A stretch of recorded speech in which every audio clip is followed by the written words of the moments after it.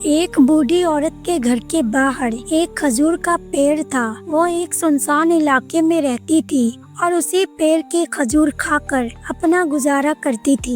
एक दिन वहाँ से एक अल्लाह वाले बुजुर्ग का गुजर हुआ। उस बूढ़ी औरत ने उन्हें घर बुलाकर खूब खातिरदारी की और खजूर के पेड़ से कुछ खजूर खिलाए। फिर उन्हें उस पेड़ के बारे में भी बताया कि इसी पेड़ से मेरा गुजर बसर होता है। अगले दिन सुबह जब वो बूढ़ी औरत जंगल में लकड़ियाँ काटने गई तो वही बुजुर्ग ने एक कुल्हाड़ी लेकर उस खजूर के पेड़ को काट दिया और चले गए। जब वो बूढ़ी औरत वापस आई और अपने खजूर के पेड़ को जमीन पर गिरा पाया तो वहीं बैठकर रोने लगी और उन अल्लाह वाले बुजुर्ग को कोसने लगी। वो औरत के पास खाने पीने का कोई सहारा नहीं बचा तो उसने अपनी जमा पूंजी से एक कारोबार शुरू किया और धीरे धीरे इतनी तरक्की की कि उसने अपना एक आलीशान घर बनवा लिया और सैकड़ों जानवर, नौकर चाकर और कई खामिदाएं उसकी खिदमत करने लगी। अचानक एक दिन वही बुजुर्ग उसी रास्ते से गुजर रहे थे कि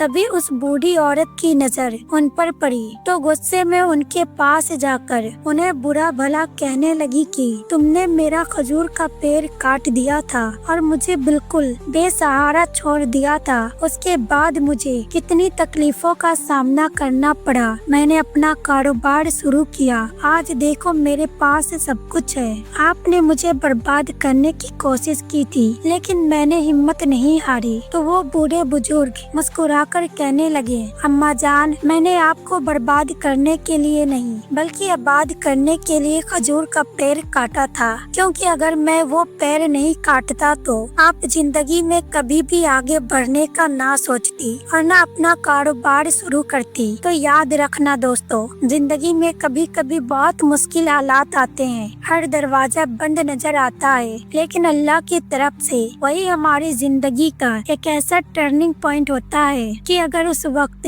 हमने खुद को संभाल लिया और थोड़ी सी भी मेहनत कर ली तो तमाम हालात बदल जाते हैं। अल्लाह ने कुरान में फरमाया है, तुम्हारी जिंदगी में बहुत सी ऐसी चीजें होंगी जिन्हें तुम नापसंद करते हो लेकिन आगे चलकर तुम देखोगे कि वही तुम्हारे हक में बेहतर थी।